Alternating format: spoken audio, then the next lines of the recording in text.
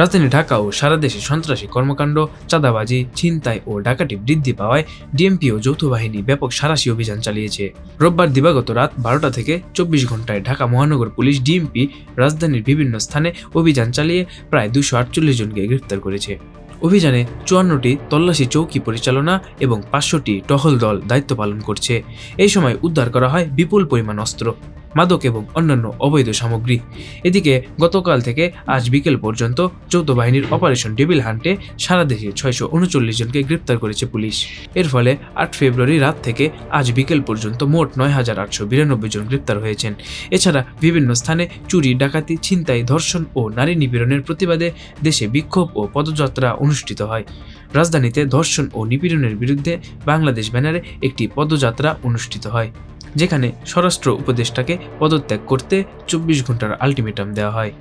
Desk report, metro TV.